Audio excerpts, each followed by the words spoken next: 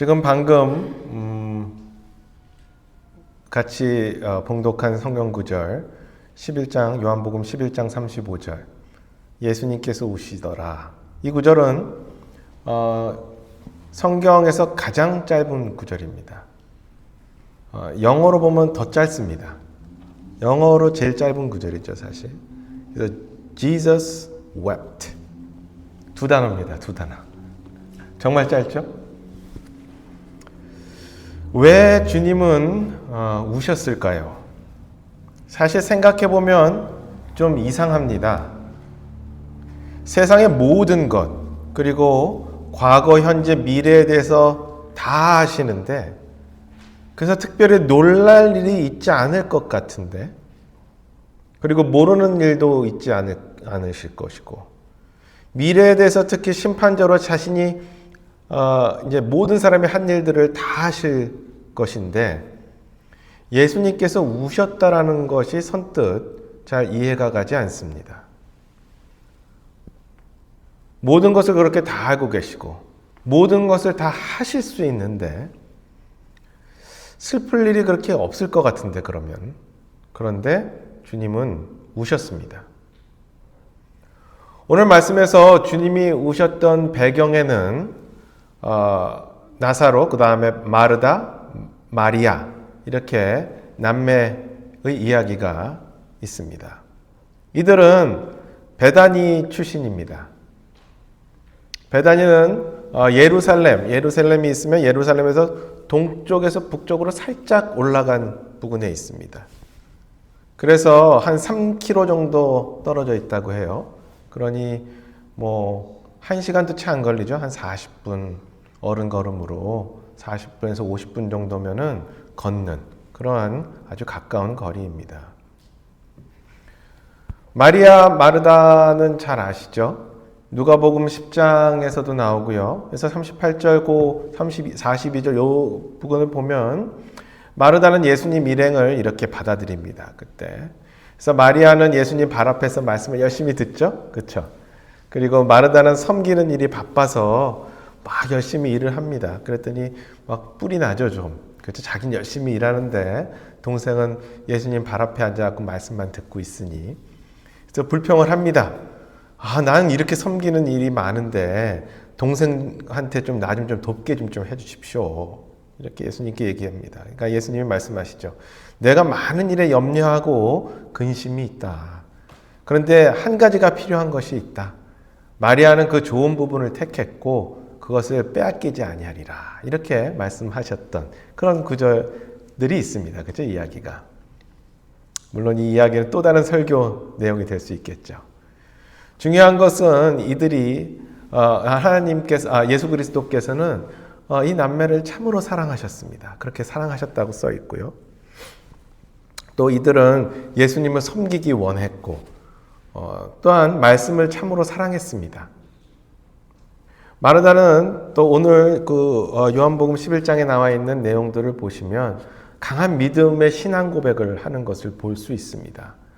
예수님께서 돌아가시기 일주일 전쯤에 베다니에 그리고 다시 들리시는데 마리아는 그때 예수님께 향유를 붓고 자기의 머리털로 그분의 발을 이렇게 닦아드리는 이러한 장면도 나옵니다. 그러니까 참 많이 나오죠. 그렇죠? 성경에서 이 남매의 이야기가 참 많이 나옵니다. 그래서 11장 5절을 보시면 이렇게 쓰여 있어요. 이제 예수님께서 마르다와 그녀의 여동생과 나사로를 사랑하시더라. 참 예수님께서 이들을 사랑하셨습니다. 당시 예수님께서 한창 사역을 하시며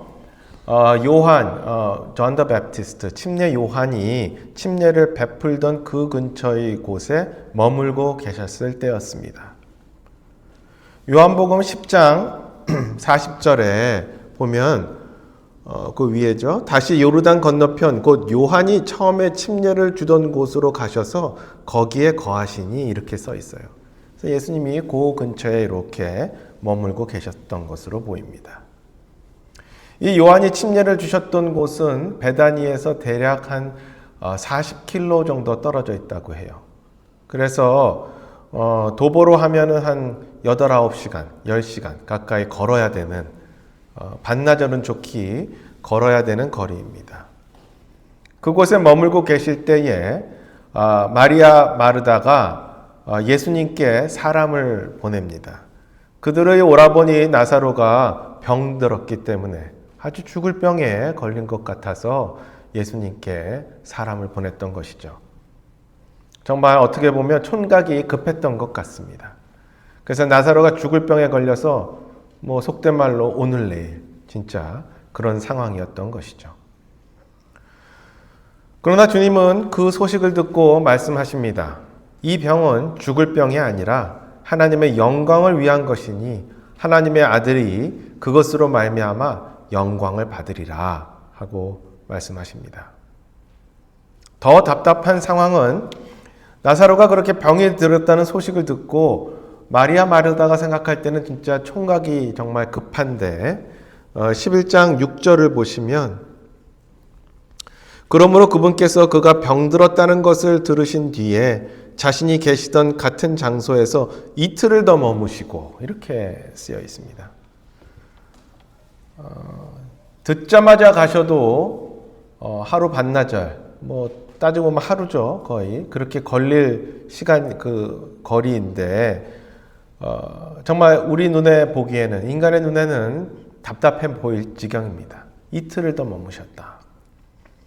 이틀 뒤에 예수님은 말씀하십니다. 자, 이제 유대로 들어가자 하고 말이죠. 우리 친구 나사로가 잠자는도다. 그러나 내가 그를 잠에서 깨우러 가노라. 이렇게 예수님께서 말씀하십니다. 이때 나사로는 어떻게 보면 죽은 게 확실한 그 시간입니다. 죽었을 때입니다.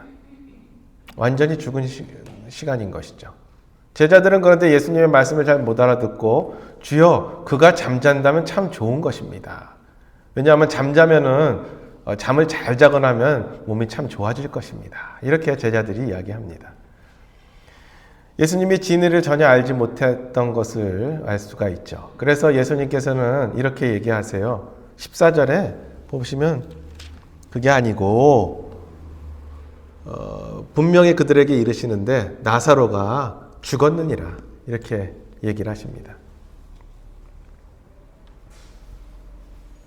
15절에는 제자들에게 이렇게 말씀하십니다. 내가 거기 있지 아니하였던 것을 너희를 위해 기뻐하노니 이것은 너희가 믿게 하려 함이라. 자, 그냥 아팠을 때 예수님이 가셔서 그 병을 고친다면 이미 병들도 많이 고치시고 그렇게 놀랄 일도 아니었을 수도 있습니다. 그렇죠? 근데 이제 만약에 죽은 자를 부활시킨다 하는 것은 전혀 다른 일입니다. 그렇죠? 부활에 대한 분명한 표적을 그렇게 보여주시고 죽음과 사망을 이기는 주님의 능력을 보여주시고 제자들은 그분이 생사화복을 주관하는 주님이신 것을 그 사건을 분명히 보게 될 것이기 때문에 그랬던 것이겠죠. 예수님이 그래서 유대 지역으로 이렇게 베다니 지역으로 가시는데 이제 완전히 베다니 지역에 도착하지 않으셨을 때 마르다를 보면 참 부지런해요. 진짜로. 그래서 최선을 다해 움직이는데 마르다는 주님을 뵈러 또 갑니다. 가서 주님을 뵈러 가는 모습을 볼 수가 있죠. 그렇게 가서 자신의 믿음을 이렇게 주님께 말씀드립니다. 참 놀라운 간증을 우리가 그 뒤에 21절부터 볼 수가 있습니다. 21절, 27절까지 있는데 마르다는 이렇게 얘기를 해요. 주님께서 여기 계셨으면 제 오라버니가 죽지 않았을 텐데요. 그러나 주님께서 무엇이든 구하시면 하나님께서 주실 것임을 제가 믿습니다. 이렇게 이야기를 합니다. 참 이것만 해도 대단한 믿음이죠. 그렇죠? 오라버니는 죽었는데 참 주님께서 주님을 그렇게 신뢰하는, 미워하지 않고 참 주님을 신뢰하는 이러한 말을 전합니다. 그때 예수님께서 말씀하십니다. 내 오라비가 다시 일어날 것이다 하고 말이죠. 마르다는 주님에 의해서 하나님에 의한 부활의 분명한 신앙의 믿음을 갖고 있었던 것으로 보여요. 그래서 마르다는 이야기합니다. 마지막 날 내 오라버니도 또한 부활할 것임을 믿습니다. 이렇게 마르다는 고백을 합니다. 정말 마르다가 가질 수 있는 그 상황에서의 가장 큰 지식으로서 자신이 갖고 있었던 가장 큰 믿음을 갖고 있었던 거예요. 그렇죠? 저는 예수님이 이 믿음을 정말로 귀하게 여겼을 것으로 봅니다. 예수님은 말씀하십니다. 그러면서 진리를 말씀하시며 마르다에게 이렇게 묻습니다. 25절에 예수님께서 그녀에게 이르시되 나는 부활이요 생명이니 나를 믿는 자는 죽어도 살겠고 26절 누구든지 살아서 나를 믿는 자는 결코 죽지 아니하리라. 이것을 내가 믿느냐? 하고 묻습니다. 마르다의 대답은 주저함이 없습니다. 27절에 그녀가 그분께 이르되 그러하오이다. 주여 주는 그리스도시요 세상에 오실 하나님의 아들이신 줄 내가 믿나이다. 아멘. 참 대단한 믿음이죠. 참 놀라운 그 간증과 믿음을 마르다는 이야기합니다. 마르다는 너무도 분명하게 예수 그리스도를 하나님의 독생자로 믿었고 예수 그리스도를 메시아 주님인 것을 분명히 받아들였습니다. 예수님은 이제 나사로의 무덤으로 갑니다. 모든 것을 알고 계시고 나사로를 일으키실 것을 이미 계획하셨고 그렇죠? 그가 살아날 것을 알고 계셨어요. 그렇죠? 본인이 하실 것이니까. 그런데 예수님께서는 마리아 마르다가 울고 있는 그곳에 또한 온 사람들이 애통해하며 우는 것을 보시고 33절을 보면요. 예수님께서 그녀가 우는 것과 또 그녀와 함께 온 유대인들도 우는 것을 보시고 영으로 신음하시며 괴로워하셨다. 이렇게 쓰여 있습니다. 예수님께서 묻습니다. 나사로 그를 어디에 두었느냐 물어보실 때 사람들이 예수님을 이렇게 안내합니다. 이쪽입니다. 분명히 그쪽으로 가시면서 많은 사람들이 울고 있었던 것을 예수님은 보셨을 것입니다. 예수님께서 사랑하시는 마르다와 마리아의 우는 모습도 당연히 보셨겠죠. 그리고 오늘 말씀이 그렇게 이어집니다. 35절 예수님께서 우시더라. 아멘. 주님은 그 누구보다 공감 능력이 완전하신 분입니다. 참 사람은 공감 능력을 갖는 게 참 어렵습니다. 근데 예수님은 그렇지 않았죠. 완전한 공감 능력을 갖고 있었습니다. 하나님께서 우리를 위해 예수님께서 오신 이유는 하나님께서 우리 마음을 이해 못하시기 때문에 이렇게 오셔서 예수님께서 인간이 되셨다라기보다 하나님께서 우리의 고통을 누구보다 잘 알고 계신다라는 것을 인간이 되신 하나님 예수님을 통해서 보여주신 거예요. 우리는 하나님을 생각하면은 하나님이 너무나 그렇게 높은 분인데 우리의 고통을 아실까? 이런 생각을 하게 되는데 그렇지 않음을 보여주시는 거죠. 예수님께서는 우리가 느끼는 100% 그대로를 아마 알고 느끼시는 것 같습니다. 그 이유는 예수님께서는 우리의 마음을 완전히 이해하시는 분이시고 우리의 마음을 보시는 분이시고 우리와 똑같이 고통을 당하시는 분이시기 때문에 그렇습니다. 히브리서 4장 15절에 우리에게 계신 대제사장은 우리의 연약함의 감정을 느낄 수 없는 분이 아니요 모든 점에서 우리와 똑같이 시험을 받으셨으나 죄는 없으신 분이시니라. 아멘. 이렇게 말씀하십니다. 우리의 감정을 그대로 느끼신다. 예수님께서는 마리아와 마르다 그리고 그 모여있는 사람들의 슬픔을 마음을 100% 그분의 감정에서 느끼셨던 것이죠. 저는 몇 차례 말씀드렸지만 하나님께서 우리에게 자녀를 허락하신 이유는 하나님의 마음을 조금이라도 이해할 수 있도록 하셨다고 종종 말씀드렸었습니다. 아기 때 특히 자식들이 아플 때, 그리고 아이들이 커가면서 삶을 맞닥뜨리게 되고 좌절할 때, 자식들이 어려움을 당하고 있을 때, 정말 부모는 그 자식들만큼이나, 아니 어쩌면 자식들보다 더 크게 그 마음이 아픕니다. 마음 속이 막. 자식이 기쁜 것은 또한 나의 정말 기쁨이 됩니다. 자식이 하고 싶다고 하면 내가 하고 싶은 것을 굳이 안 해도 괜찮습니다. 나 대신 얘가 할 수 있으면. 그렇죠? 하나님의 자녀에 대한 사랑은 부모의 인간적인 자식에 대한 사랑과도 비교될 수 없을 만큼 크십니다. 우리가 상대방의 아픔과 고통을 느낄 수 있는 정도는 제가 곰곰이 생각해 보니까 내가 그 상대방을 얼마나 많이 생각하고 사랑하는가의 정도에 따라 다른 것 같아요. 내가 상대방을 정말 그렇게 귀하게 생각하면 그 사람의 마음이 더 나한테 와닿습니다. 그런 이유로 아마 인간적으로는 부모의 자식 사랑이 아마 큰 것이 되겠죠. 다른 사람의 감정을 100% 그대로 느낄 수 있다는 것은 참 어떻게 보면 굉장히 힘든 일입니다. 그렇죠? 나의 슬픔도 힘든데 상대방의 슬픔도 고스란히 내게 온다고 생각해 보세요. 얼마나 힘들겠습니까? 하여튼 참으로 그렇게 인간의 감정을 그대로 느끼시는 예수님은 나사로를 곧 살리실 것임에도 불구하고 예수님은 우셨습니다. 왜인가?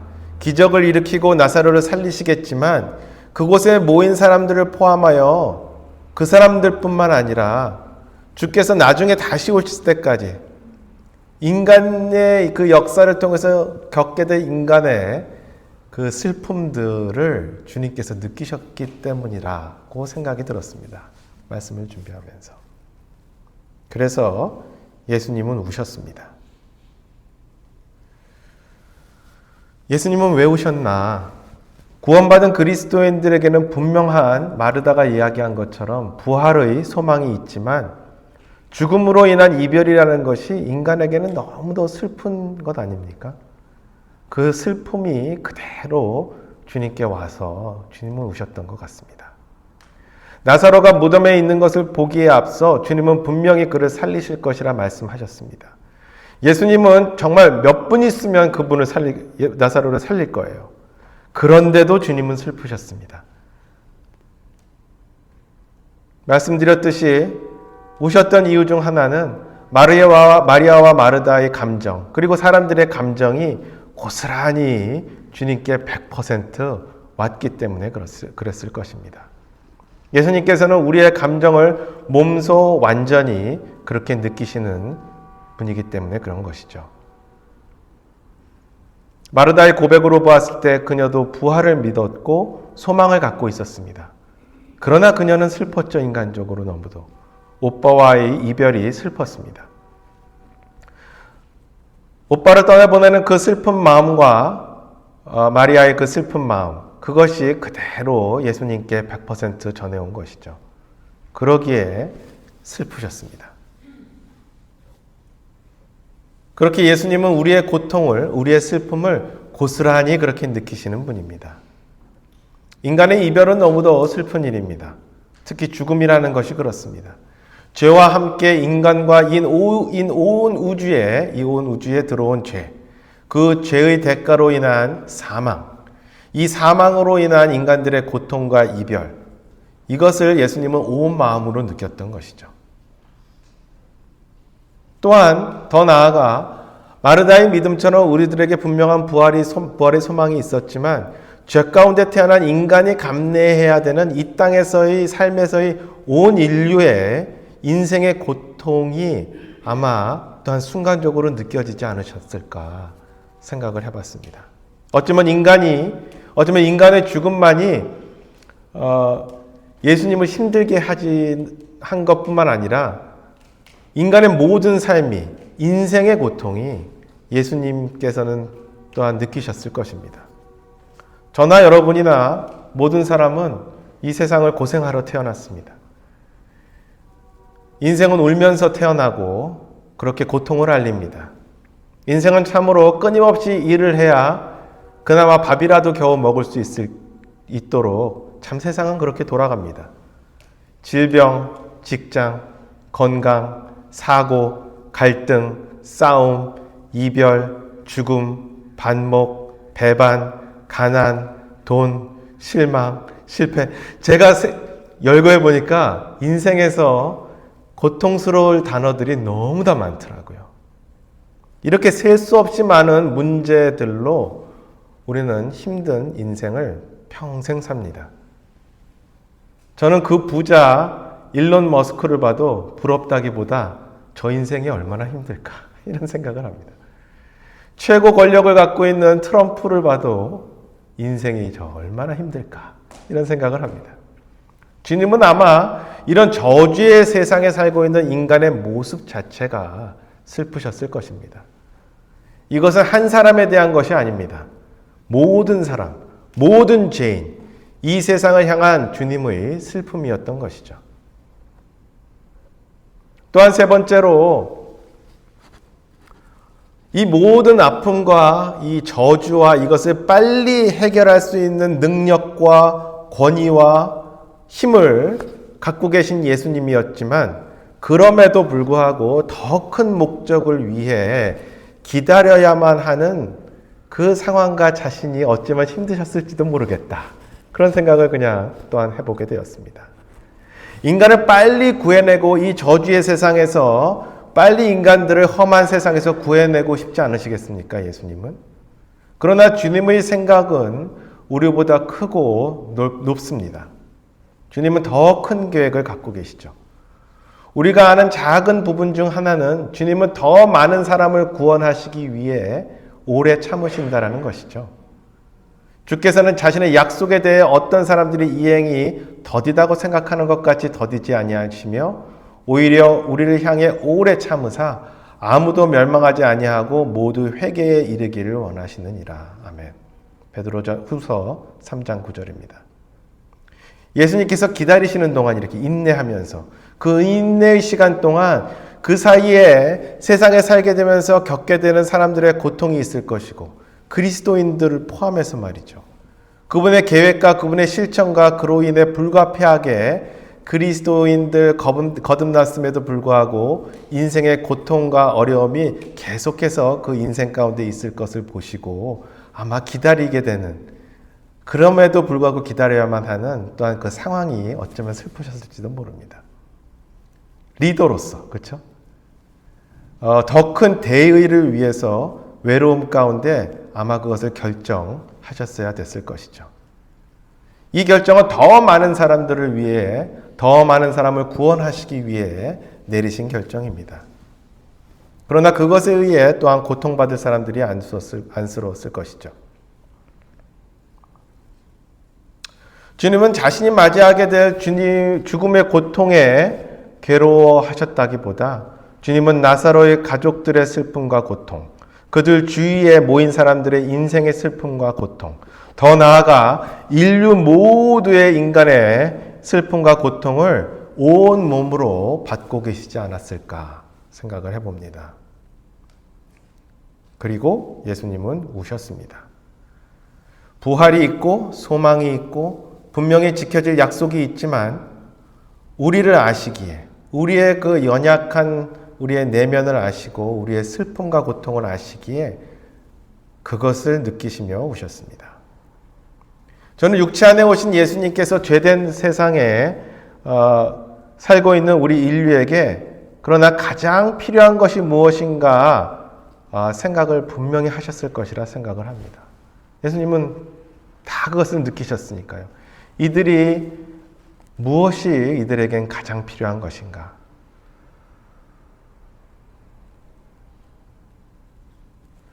아까 말씀드렸지만 하나님이면 전능하신 분인데 무엇이 힘든가? 우리의 슬픔을 알기나 할까? 내가 이렇게 힘들이고 고통스러운데 전능의 만군의 주 하나님이 그렇게 전능하신 분이 나의 마음을 이해하실까? 이런 생각을 하시지만 예수 그리스도를 통해 하나님께서는 우리를 그렇게 사랑하시고 우리의 고통을 그대로 느끼고 계심을 예수님을 통해서 우리에게 보여주신 것이죠. 그래서 주님은 우리 인류가 무엇이 가장 필요한지, 구원받은 특히 그리스도인들이 무엇이 우리가 삶에서 가장 필요한지를 알고 계셨습니다. 특히 예수님께서 다시 오실 때까지 이 그리스도인들을 위해서 말이죠. 그것은 진정한 위로였습니다. 진정한 위로자였습니다. 그래서 주님은 분명히 약속하십니다. 그 뒤에 요한복음 14장 16절을 보면 내가 아버지께 구하면 그분께서 다른 위로자를 너희에게 주사 그분께서 영원토록 너희와 함께 거하시리니.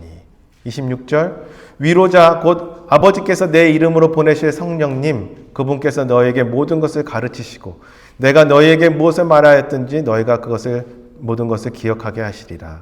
27절 내가 너희에게 화평을 남기노니 곧 내 화평을 너희에게 주노라. 내가 그것을 너희에게 주는 것은 세상에 주는 방식과 같지 아니하니 너희는 마음에 근심하지 말고 두려워하지도 말라. 아멘. 위로자를 보내주신다. 이렇게 약속하신 것이죠. 위로자, 성령 보내주셨네. 이런 것이 아닙니다. 예수님의 이 결정은 인류의 모든 고통을 몸소 느끼시고 우리에게 가장 필요한 것을 보내주신 것입니다. 그러기에 구약에서의 성령님이 하시는 일과 신약에서의 하시는 일이 상당히 많이 다른 것입니다.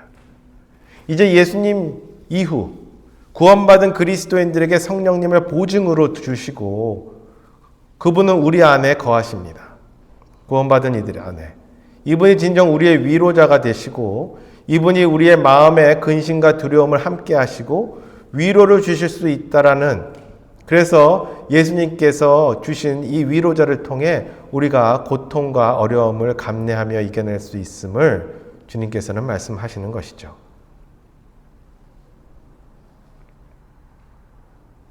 그래서 신약시대의 지금은 성령님이 진정한 우리 안에 완전한 위로자로 계십니다. 성도 여러분, 여러분이나 저나 인생은 쉽지 않습니다. 그렇죠? 인생을 살면서 우리는 수도 없는 어려움과 위기와 슬픔과 고통을 겪게 되고 이별의 아픔도 겪게 됩니다. 여러분 혹시 지금 어려움이나 슬픔이나 고통이나 이러한 것이 여러분과 함께 있습니까? 좌절과 실망과 억울함 이런 것들이 내 안에 있나요? 그러나 그때 오늘 꼭 기억할 것이 있습니다. 예수님은 우리의 고통과 어려움을 그냥 지식적으로 알고 계시는 것이 아니라 그 모든 것을 100% 같이 느끼고 계시다라는 것입니다. 그리고 예수님은 그 고통과 아픔에 대해서 외면하지 않으신다라는 것이죠. 그리고 그 고통을 위해 주신 성령님께서 구원받은 우리 안에 거하고 계시다라는 것입니다. 다시 한번 그러기에 구원받지 않은 모든 사람은 복음을 듣고 예수 그리스도를 구원자로 받아들여 구원받아야 됩니다. 그것은 주님께서 슬픔을 감내하면서까지 인내하면서 기다리시는 이유이기도 합니다. 그리고 구원받은 우리는 우리 안에 거하시는 예수님의 성령님에 대한 확신 속에서 그분이 주시는 위로를 또한 경험해야 되는 것이죠. 예수님께서 우리에게 약속하신 위로의 말씀을 함께 읽으며 말씀을 마치도록 하겠습니다. 비록 이 일은 미래에 있을 일이지만 주님은 성령님을 통해 똑같은 위로를 이 땅에서 경험할 수 있기를 우리에게 원하십니다. 그리고 우리는 이 일이 이루어질 것을 분명히 믿습니다. 왜냐하면 주님은 우리를 그렇게도 사랑하시기 때문에 그렇습니다. 다 같이 요한계시록 21장 4절, 요한계시록 21장 4절을 읽고 말씀을 마치도록 하겠습니다. 요한계시록 21장 4절입니다. 함께 읽겠습니다. 시작. 또 하나님께서 그들의 눈에서 모든 눈물을 씻어 주시리라. 다시는 사망이 없고 슬픔도 울부짖음도 없으며 또 아픔도 다시는 없으리니 이는 이전 것들이 지나갔기 때문이라 하더라. 아멘. 다 같이 기도하겠습니다.